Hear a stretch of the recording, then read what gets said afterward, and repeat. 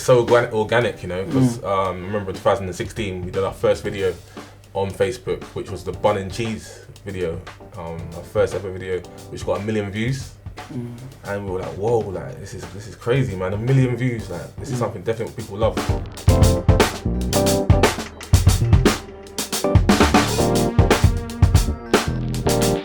Firstly, welcome to our kitchen. Thank you very much. Welcome to our home. I would say, you know, food is something that was, you know, massive in our family growing up. You know, from a young age we were always around Caribbean food. Like our mum, our grandmother was always in the kitchen. It was like their second home. So, you know, always being around the food was something. But in terms of developing it, definitely at a later age. When we started Original Flava 5 years ago, is when we really took things seriously. We'll cook, you know, kind of for our friends, fun, and take it like for fun, like for parties, things like that. But in terms of business, we took it seriously then. Started doing videos and started to pick up, getting millions of views, and that's when we started to take it really seriously by doing events and stuff like that, and catering for people as well. I've got like a degree in branding design, graphic design, advertising, so that's been my love for before doing this, still doing this now anyway. But in terms of before, yeah, design, graphic design was definitely a love, 100%. Myself, I've always worked with people, you know. I've worked with young people, elderly people, disabled people, people that need a direction in life. So I've always had that, you know, that thing for giving back to the community, and I kind of transferred that love into cooking, into what I'm doing now. So the ultimate goal of Original Flava was to help others. That was the ultimate reason why we started it, was to help our friends who looked at Original Flava, or sorry, looked at Caribbean food rather, and saw they loved the food, but they didn't know about the other foods, or they thought it was quite intimidating to make. So our aim was to make it look easy and simple. So we took, you know, that passion and that frustration in a way, because people kept on talking about jerk all the time, jerk everything, you know what I mean? So yeah, it was our passion to just show people how easy it was, and also the different range of so much different Caribbean, specifically Jamaican recipes there are.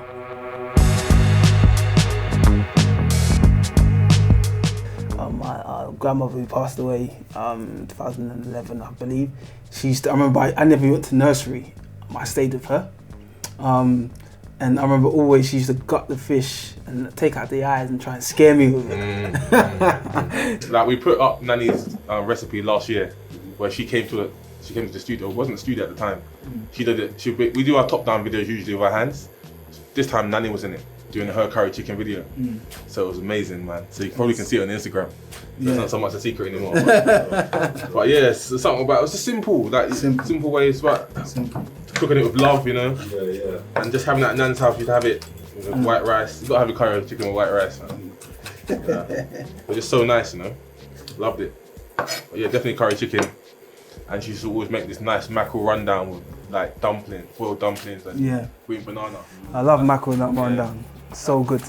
That's Nan's favourite so one. So good, yeah, man. And she loves to make boiled pumpkin as well, and yam. But she always says not too much, because it's not too much carb. The doctor told me I can't have too much. So, you know, you kind of remember those things. You remember, you know, and I love my nan. I love our nan who's here now with us as well. And we remember those things, those relationships that kind of developed in the kitchen. Do you know what I mean? It's not just about how good the food was, and the food was incredible, obviously. But it's the relationship that you formed with those who've paved the way for you that intensified the love for the food as well. Our mum was like, she's an advocate for healthy eating. So she always says not too much salt, not too much this, not too much that. So I think naturally that was birthed through that as well. But through our fusion of like British food as well, because obviously we're British as well. So we grew up here in the UK. So understanding that you don't necessarily have to always have all that seasoning in certain things, and understanding food as well, the natural aspect of food through our ITAL cooking, vegan cooking. You don't have to have so much like additives or being conscious of the MSGs and all of that sort of thing. Yeah, man, definitely. Balance is key, you know. I think even when we went to Jamaica, we spent a lot of time with a lot of rastas and learning the Aita way of cooking. So that definitely like lifted up our knowledge for vegan food. Started experimenting with new things, combining different things together, which is great. Yeah, man, just learned about balance. Because something like we coming from a Caribbean household, predominantly meat. You know, we never really have much veg, a little bit of speck of veg on the side. You know what I mean? But we've definitely developed our recipe, and our followers on Instagram love it. Our social media followers love plant-based foods. Our granddad, he passed away as 2013, I think. He had like a few construction businesses. So, you know, from a young age, to see him have his own business, he used to generate a lot of jobs for people in the black community as well. And even to this day, like, people always, you know, thank him for the jobs and the opportunities that he gave to people. So seeing that from a young age, definitely we remembered that, and that kind of instilled that business mentality in us. Yeah, I heads up like the development, branding side of things, also with Shaun as well, like the communication side of things as well. Communication is how we partnerships with brands, liaising with brands. What type of brands do we need to reach out to? I love branding. I love it so much, and I think it's integral when it comes to the development of a company. It's integral to also move with the times as well, because when you start your business in 5 years' time, it can't be where it was before. It can't be where it was at the start. So with the development, what's going on in the world, with your competitors as well, what are your competitors doing, how are you standing out, what are you doing to engage with your audience? Yeah, well, I had the food, the recipes and the food that you see on Original Flava, you know, the recipe development, you know, kind of ideas, along with my brother, ideas on social media of what we're doing next, and collaboration, things like that. So the recipe part, I love food. Cooking is my passion, and it's definitely something that I've kind of fully generated over the since we started the business. I knew it was always in me to be cooking, like love cooking and stuff like that from mum. But since I started the business, it's something that was just for me. You know, it's not what I studied or anything like that, but you know, it's something that I always loved, and I'm just happy that I'm in this business and I'm doing it with my brother as well, you know, most importantly. I think I'll make it as organic as possible, the same how we learn, you know, just cooking more. So our kids are like 1 year old, so they're seeing us do things and they want to do what we're doing. So I think action is the most important thing. Like when they see cooking more, giving them food, teaching them about food, you know, maybe get little food toys and that. And just showing them our book as well. Like my son, he loves our book. He's always picking it up. He's only 18 months. He's picking it up. He's like, Uncle, Dad. He knows that we're doing something. He knows we're doing something with food. And I love seeing it every morning. He does it without fail, and that really touches my heart. Yeah, man. You know what I mean? Because I know that one day you're going to be just as good chef as us. So that's so heartwarming to see. You know, love it. I think I'm definitely become chefs. No, you don't have to, but I think you need to know the importance of family cooking, and cooking to bring family together, and food at family events is very important. It's more so the importance of that rather than becoming like a chef or taking over from us. I think it was just not used to it. You know, it was something new. We were always close, but not. When we get into business with someone, it's different kind of closeness, isn't it? You know what I'm saying? There's money involved. There's other things involved like that. So. I think it's just little weaknesses that we both have. So sometimes I'm a bit late. Like sometimes, you know what I mean? Sometimes I'm late to stuff, and Shaun's like, "No, bruv, like you can't do that." Like, so then we'll have arguments about, you know what I mean? Or sometimes like Shaun might be a bit more like laid back with like the financial side of things of the account, because he's not really aware of it, because he's not really used to it. Yeah, you know, it's so organic, you know, because I remember in 2016 we did our first video on Facebook, which was the bun and cheese video. Our first ever video, which got 1 million views, and we were like, whoa, like this is crazy, man. 1 million views, like this is something definitely people love. Because initially we just wanted to show our friends how to make Caribbean food, like just for our friends that we were following, and then it just skyrocketed. After a month, got 70,000 followers. We got asked to go on like a news interview. Literally after a month, we were like, whoa, what's going on here? Like, it's crazy. So it's definitely something that we knew that was important. It was a niche that people wanted, definitely a lesson, is when we're putting up certain recipes and people commenting, no, it's not like that. You know how Caribbean people get with the food? Yeah. Oh, my life. You're not Jamaican. You're not Jamaican. Nah, You're London boy. Too London boy, thing that. So it was like, okay, how do we take this? But after a short while, we're just like, it's part of the game. Yeah. It just means we're being successful doing what we're doing. So we took it on the chin and we accepted it. Everyone's got a right to their opinion. Some of them comments were definitely a bit too harsh, but you know, it's all a part of it, man. So.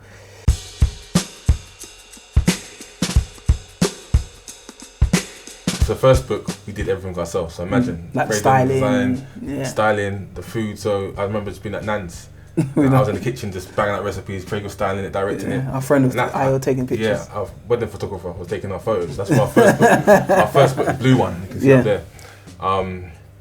You know, that was an amazing experience, and transitioning was so much different because you can imagine you got like 10 editors doing work for you. You come into the shoot, you got like 5 chefs cooking your food. Like, you know, you don't have to lay a finger on the food. You're just watching it, making sure it's right.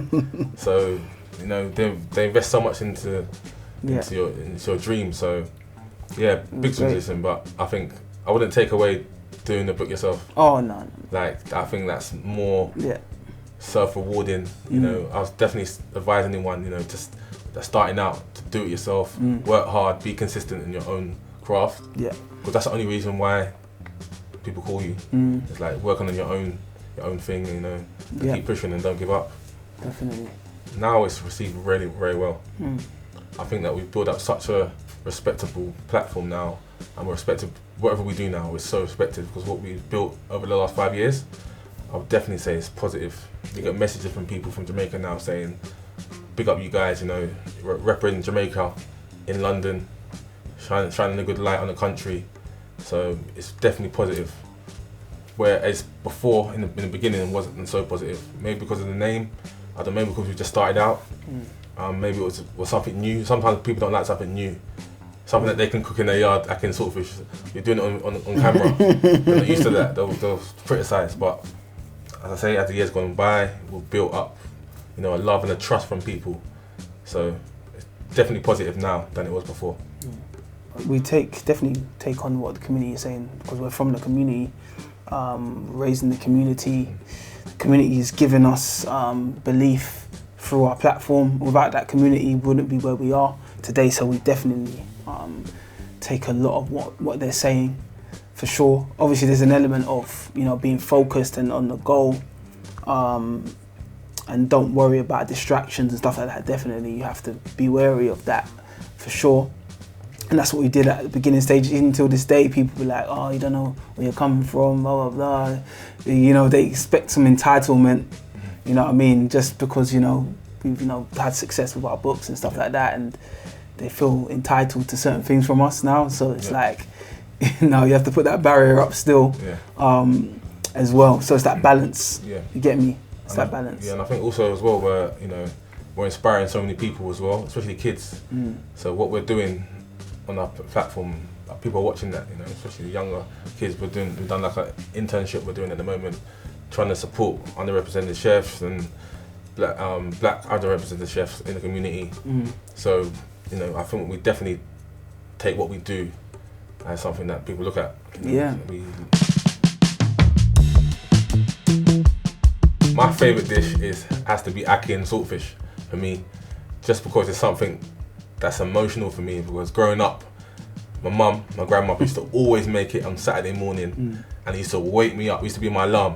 Spending those fried dumplings and that saltfish and that ackee. You know, I loved it, man. Just breaking up a piece of that dumpling and just putting the ackee and saltfish on top and yamming it, man. Yeah. Nice. I don't like callaloo, man. I know. It's not like I don't like it. I think you don't like the one in the tin. That's it. Yeah, I don't like the one in the tin. It's not nice. Yeah, it's a bit not good. If I see it, I'll eat it. Because we've been growing up, we can't waste food. You know what? Yeah, we did a post. The other day. We asked people what food you should like. What food don't you like? You should like. Yeah, as a Jamaican. You know what I mean? As a Jamaican.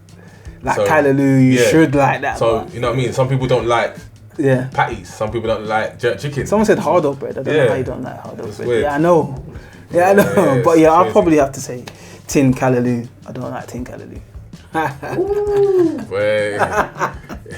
It depends what you mean better, innit? Don't try that. What does better mean? If you say who's the better designer, you know who that is. So who's the better cook? Like, get me? I let the crowd decide. Sam, I'll let my mum answer that. I think it's kind of an organic thing. I think everyone's got their special way of doing things. Maybe Craig likes doing dumplings more. So he likes doing dumplings, so I let him do dumplings. Or I like doing ackee more. You know, everyone's got their thing, but we both do it as good as each other. Yeah. So, plantain. It's not even a question, bro. Tin, man, trust me. Has to be plantain, man. Come on. Plantain, man. Well, my advice would be definitely to, you know, just keep going. You know, keep going. Do not give up. I know it's a cliche, don't give up, but literally don't give up. There's going to be hurdles, there's going to be bumps, there's going to be people like maybe stabbing you in the back, but you got to keep focusing on the long-term goal and keep striving for success. And think about why you're doing it. Think about why you're doing what you're doing. If you're doing it for your mum, your grandpa, whatever, make sure there's a reason why you're doing it, and just to keep pushing. Man, don't give up, man. That's my advice. Yeah, I think like don't despise like small beginnings, for sure, because everyone has to start somewhere, and use the resources that you have within you. Don't think, oh, I need to only start. I can only start this business when I have X or £1,000 or, you know what I mean, this product or that product. No, just use what you have around you. You know, like when we started, we just went to our nan's. You know what I mean? We didn't have anywhere at our mum's house because there wasn't the light or it wasn't really that great. But we thought, okay, let's go to nan's. So we didn't have the money to go to like rent a studio or anything like that, or equipment. You know what I mean? We just learned ourselves. We learned software ourselves. You get what I'm saying? So don't despise small beginnings, because when you get to the point of where you envision to be, you really appreciate it as well. You really, really appreciate it much more.